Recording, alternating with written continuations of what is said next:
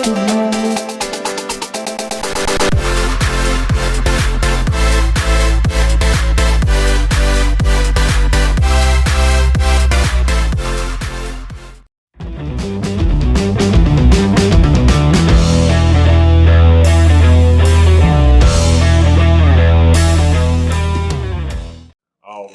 are in with another Coach Martin show brought to you by Impact Realty.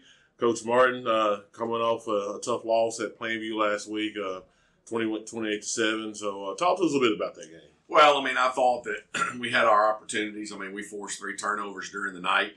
I thought our guys played hard. We had a few guys playing in newer positions. We've had a couple of injuries that we've had to move people around, and then we've moved people around just strictly putting them in better places to help make us more successful. Okay. And, I probably expedited the process a little bit and had those guys a little bit out of their comfort zone, and we made a few mistakes. But, I thought defensively we played really well. We played well enough to be in the game without, really one missed tackle and then a dumb call on my part to throw an interception with, 30 seconds to go in the half. Outside of that, it could have been 0-0 or 7-0 at half easily. Wow. And then we had an opportunity, to get the ball down there a couple times in the first half and just didn't execute. And then we came out in the second half. It was 14-0. We got the ball. We forced a turnover on their end of the field again. Yeah. We drove it a little bit. We threw a waggle. We got the ball down to the 1-yard line, and we had a holding call. So, with a chance to cut the game with 6 minutes to go in the third quarter to 14-7, it backed us up, and we weren't able to overcome that. And we end up ultimately losing 28-7, but it's really not indicative of how we played the game. Right. We actually played really well for a while, and take out a few plays in the first 3 quarters, and we're in this game like 7 points either way or tied. Right. And so, I felt better about that. It doesn't always show up in the score, but we've parlayed that into a really good week of practice this week, going to get ready for Holly Pond. Okay. Yeah, that was going to be my next question. After another gut wrenching loss, what is the mindset of the guys and going into this weekend? You got homecoming going on. Well, talk to us a little bit about that. Well, we're a never quit group of guys. I can tell you, these guys. Yeah. I'm already firmly convinced we're going to play 10 weeks as hard as we can play, and we'll see where it falls after that. It is homecoming. Very festive week is the way I'll put it. Even some of the, I've been homecoming in somewhere for 37 years, and this is a little bit different than some of the ones I've been around. Yeah. So it's been very festive. Our kids have been, very active in the homecoming. Mm-hmm. But my whole mindset, I want kids to be kids. Right. And I want them to enjoy themselves. Right. But I also know that we have responsibility as a football team. So I've told them all week, as long as the homecoming festivities don't mess up anything out on that practice field, and that we're focused when we're on that practice field, then I'll continue to, have no problems with you participating in the homecoming festivities. And we've had some of our better practices. I thought our kids Monday, Tuesday, Wednesday were extremely focused. Came out on 3 hot days. Those days were like 92, 95, and 91 yesterday. And so those were 3 hot days, and the heat index was higher than that. But our kids came out and practiced hard. We were in shells 2 days and full pads 1 day, but they were 2 hours plus practices, all 3 days. And I thought our kids handled it really well. And, we backed off of them here, from the middle of the week on, trying to get their legs back under them. And, I'm looking forward to tomorrow night. I really am. Right. Good deal. Good deal. I know a lot of coaches, we talk about homecoming, but I know a lot of coaches don't.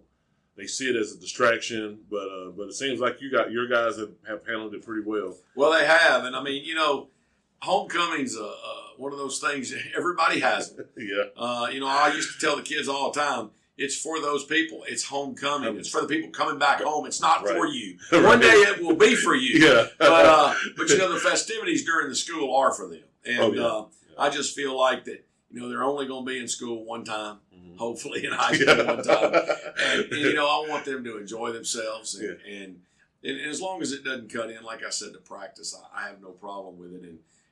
So I would say through the homecoming festivities, we have come out injury free. All right, That's good. That is good. Going into the ball game, we're injury free from homecoming. Yeah, so, that is good. But it is. We're going to celebrate. The teams of the '70s tomorrow. Okay. And that includes one of the state championship teams. Right. So we've got a great group of guys that really want to go out and perform tomorrow night and make those guys proud of them and where we are as a football program. And, I think our guys will go out and play hard and they'll do what they need to do.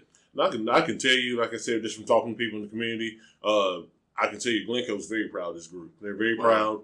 And I hear it all the time at how good they look. And it's amazing that, how quickly you got things rolling. Well, I mean, I know it's not where you there's a long process to what we're doing, but we're doing so much internally as well as what goes on between those white lines. We're having to deal with how kids, do everything. Like I said before, it's how they get dressed, how they come in, how they leave, how they do that. What are our expectations in everything? Not just on the football field, but what are my expectations of them as students? What are my expectations as them as young men that represent our football team in the community? We talk about those things all the time, that it's not, once you're a Glencoe football player, you're a Glencoe football player for life. And wherever you go, you're a Glencoe football player. So if you go and do something you shouldn't do, you're a Glencoe football player. Exactly. But if you go and do things you're supposed to do, you're a Glencoe football player. And I said, you only get one chance to make a first impression. So I'm hard on them about that. But I'm gonna pick it up just a little bit and skip over to the game this week because we're playing Holly Pond and their little quarterback is like a little water bug. I call him Johnny Manziel Jr. And they lost to Southeastern last week like 57-53, and that wasn't even an overtime game. Yeah, I mean they are all over the football field. Yeah. Their quarterback is all over the place, and if you're not focused and disciplined, he can make you look bad. Wow. And so it's been a challenge like none other that we've had this year, in that we're playing a guy that you really don't know where he's going to be. They obviously have offensive plays that are called, but he improvises if that play breaks down, and that's where he becomes most dangerous. Right. Yeah. And so I thought our kids have done a good job in working on containing him, trying to make sure that when he does start scrambling that we've got a beat on him, because I'm going to tell you what, he can make you look silly, and it doesn't matter. Everybody they've played, he's gotten loose. So it's going to be a challenge for us. Right. I've heard about this quarterback for a couple of years now. If it's the same guy that I'm thinking of, he's related to a friend of mine's fiance. So if it's the same guy, I've heard a lot about him. But like I said, I'm pretty sure you guys have a game plan ready for that, and I'm gonna try to get over here in the second half tomorrow night. I appreciate that. I appreciate y'all coming in and Impact Realty for sponsoring our program.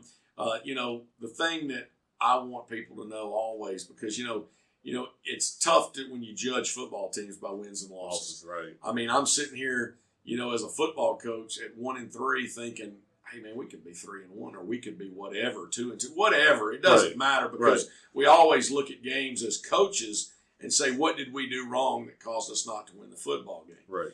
But the one thing that has been unwavering in this locker room is these kids focused to come to practice every day and working.